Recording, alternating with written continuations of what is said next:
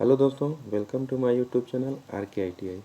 दोस्तों, आज के वीडियो में बात करेंगे ट्रांसफार्मर को चार्ज क्यों किया जाता है। जी हाँ दोस्तों, जो ट्रांसफार्मर हमारा है तो हर आप हर गांव में देखे होंगे एक कॉर्नर पे ट्रांसफार्मर लगा होता है जो हमें सप्लाई देता है। घर का डोमेस्टिक और कमर्शियल काम सब होते हैं। तो ट्रांसफार्मर तो फिट हो जाता है, इंस्टॉल हो जाता है, लेकिन ट्रांसफार्मर को आप देखे होंगे जब इंस्टॉल करते हैं तो उसको 24 घंटे या 10 घंटे के लिए उसे नो लोड पे छोड़ देते हैं। तो उसी उसी इस वीडियो में हम जानेंगे ट्रांसफार्मर को चार्ज क्यों किया जाता है ना, क्यों नहीं शुरुआत में लोड से जोड़ दिया जाता है। तो चलिए देर न करते हुए आज को वीडियो को स्टार्ट करते हैं।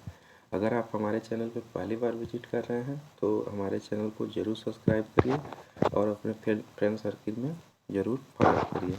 चलिए देर न करते हुए वीडियो को स्टार्ट कर लेते हैं।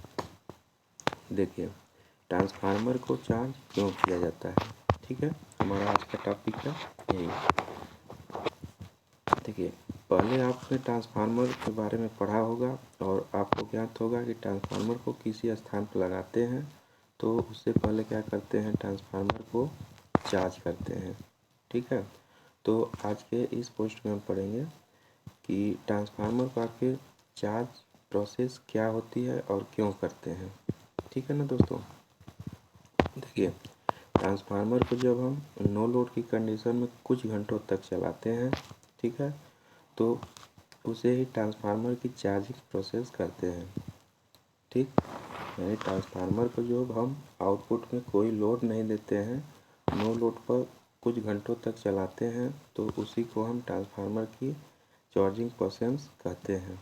नो लोड की स्थिति का मतलब है कि जब ट्रांसफार्मर को किसी प्रकार का लोड नहीं जोड़ा गया है। यानी नो लोड का मतलब ये होता है कि ट्रांसफार्मर का जो सेकेंडरी वाइंडिंग है उसको खुला छोड़ दिया गया है, उसमें कोई लोड नहीं जोड़ा गया है, ठीक है। उसी को नो लोड कहा जा रहा है।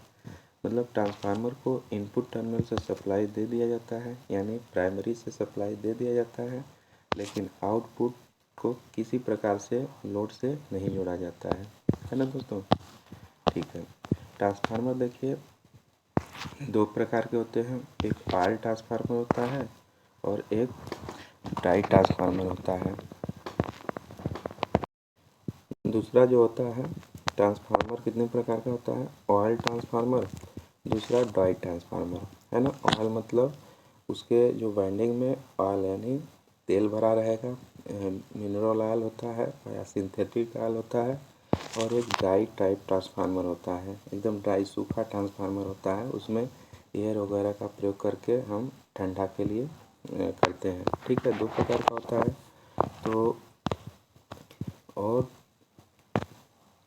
चार्जिंग की बात करें तो हम इन दोनों टाइप के ट्रांसफार्मर में चार्जिंग प्रोसेस करते हैं, ऑयल टाइप ट्रांसफार्मर में और एयर टाइट ट्रांसफार्मर यानी ड्राई टाइट ट्रांसफार्मर में। दोनों प्रकार में हम चार्जिंग का प्रोसेस करते हैं, चार्जिंग का प्रयोग करते हैं, ठीक है। ट्रांसफार्मर को चार्ज करने का ट्रांसफार्मर को चार्ज करने का मुख्य कारण ये भी होता है कि ट्रांसफार्मर में उपस्थित नमी, ये मेनली देखिए है, ट्रांसफार्मर में उपस्थित जो मॉइस्चर होता है, नमी होता है, को समाप्त कर सकते हैं, है ना। ट्रांसफार्मर को जब हम नो लोड कंडीशन में छोड़ देते हैं, जो नया इंस्टॉल करते हैं या मेंटेनेंस करके इंस्टॉल करते हैं, तो मेनली काम होता है जो मतलब जो ट्रांसफार्मर खुल जाता है तो उसमें मॉइस्चर वगैरह आ जाते हैं, तो बेसिकली उसी को हटाने के लिए हम नो लोड कंडीशन में चार्जिंग पोजीशन में छोड़ देते हैं, है ना। इसमें होता है कि जब हम किसी जगह पर नए ट्रांसफार्मर को लगाते हैं या कभी कभी हम ट्रांसफार्मर की मरम्मत करते हैं या सर्विसिंग करते हैं, तो उसके बाद हम उस ट्रांसफार्मर का उपयोग के लिए लगाते हैं, ठीक है। और लोड को कनेक्ट करते हैं, तो लोड को कनेक्ट से पहले हम उस ट्रांसफार्मर में उपस्थित मॉइस्चर को समाप्त करने के लिए ट्रांसफार्मर को चार्ज करते हैं। जी हाँ दोस्तों, ये जो मॉइस्चर होता है, मॉइस्चर को ही समाप्त करने के लिए ट्रांसफार्मर को चार्ज करते हैं। और यह चार्जिंग प्रोसेस लगभग 7 से 8 घंटे तक होता है। मेनली हम लोग 12 घंटे तक छोड़ देते हैं, लेकिन यह प्रोसेस 7 से 8 घंटे तक होता है। और चार्जिंग को मॉइस्चर और जानेंगे आगे चार्जिंग से मॉइस्चर को कैसे कैसे कम होता है ना, कैसे कम होता है, चार्जिंग से मॉइस्चर कैसे कम होता है इसके बारे में जानेंगे। जब हम ट्रांसफार्मर को नो लोड की कंडीशन में इनपुट सप्लाई देकर छोड़ देते हैं, है ना, जब हम इनपुट सप्लाई प्राइमरी वाइंडिंग को देकर छोड़ देते हैं तो हमारा वाइंडिंग सप्लाई के कारण गर्म होती है, तो वाइंडिंग वर्क करता है और सप्लाई के कारण गर्म होता है और आसपास का एक एनवायरमेंटल भी हीट होता है, उसके आसपास का जितना भी होता है हीट होता है। ठीक है दोस्तों, हीट होता है।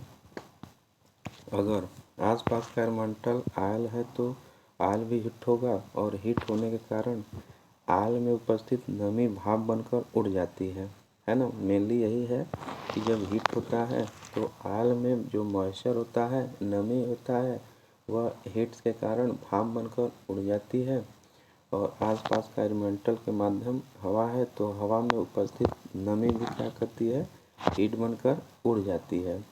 ठीक है, उड़ जाती है, जिससे हमारा माध्यम आयल हो, हवा हो, नमी से मुक्त हो जाता है।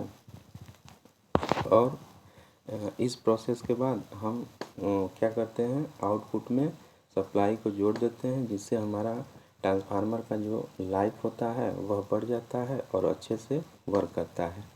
तो आई होप आपको यह वीडियो काफ़ी हेल्पफुल और पसंद आया होगा दोस्तों, क्योंकि जो मॉइस्चर होता है, मॉइस्चर के कारण ही नमी आ जाती है, जिससे हमारा ट्रांसफार्मर जो है उसको चार्ज किया जाता है। ठीक है, तो अगर हमारे चैनल पे आप पहली बार विजिट कर रहे हैं तो हमारे चैनल से ज़रूर सब्सक्राइब कर लीजिएगा और लाइक और कमेंट ज़रूर करिएगा। चलिए मिलते हैं किसी नेक्स्ट वीडियो में, तब तक के लिए जय हिंद, जय भारत।